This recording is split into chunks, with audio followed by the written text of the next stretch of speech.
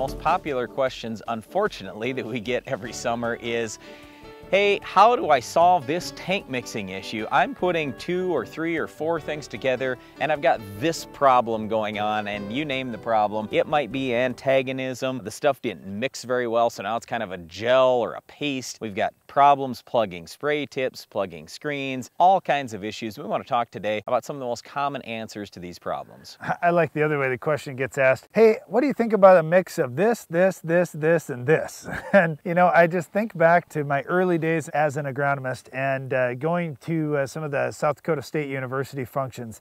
The extension weed specialist at that time, Leon Reggie, would say, you know, sometimes 1 + 1 + 1 + 1 = 0, or worse yet, you wish you wouldn't have done it. So you do have to kind of ask an agronomist whenever you're going to mix lots of things. Yes, one of the big things you have to ask is, can I even mix these things? Will they even work in the tank? This is where a jar test is so critical. I was just talking to an agronomist this morning about this. Hey, what do you think about this 3-way mix? Have you ever seen it done?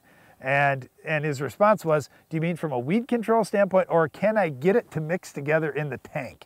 And that's really my first thing is, will it even mix in the tank? If it's gonna turn into Jell-O, or if it's gonna turn into cottage cheese in the tank, I don't want anything to do with that, regardless of what I need to do for weed control. I may need multiple passes. Okay, we don't want to scare you. Here are the 2 key things though. Number 1, you gotta do it in the right order. And number 2, you want to always have compatibility agent on your spray truck. So let's start first with this compatibility thing. There are 2 different types of compatibility agents, and the 2 main categories we're talking about are the compatibility agents that solve your problem before you have the issue, and the ones that cost a little more money usually, but help solve your problem after you've already got that problem that's sitting in the tank. So as a preliminary thing, a lot of times people will tell you, hey, anytime you're going to throw liquid fertilizer together with a herbicide, it's a good idea to throw a little bit of that cheaper compatibility agent, you know, the stuff that works before you have the problem. Throw a little bit of that in every time. Now, we don't do that on our farm, but there are some people who recommend that. So anyway, have these 2 different types of compatibility agents on your farm. That's going to most likely help you a lot, especially when you get yourself into trouble. Then let's talk about the mixing order. What I always tell people is, put the thing in water first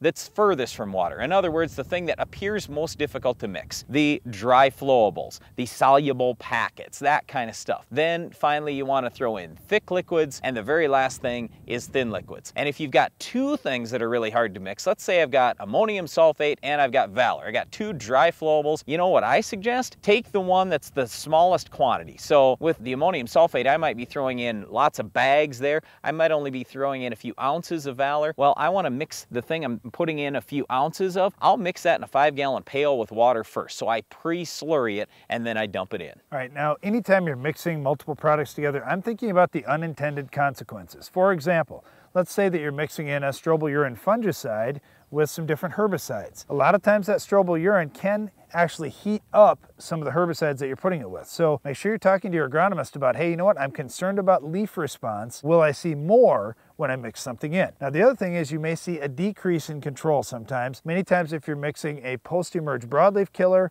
with a post-emerge grass killer, you do see a slight decrease in grass control. Now, that's not a big deal if you only have a few grasses out there, or it's an easy species for that weed control product to control. But let's say it's something really tough. Let's say it's field sandbur. You may be better off making 2 passes across that field to get maximum weed control. Okay, so there are a lot of things to consider. I guess the big thing is we want you to have compatibility agent along, mix your stuff in the right order, and make sure you're talking to an agronomist. And another thing you want to talk to an agronomist about is our Weed of the Week. Can you identify this week's weed?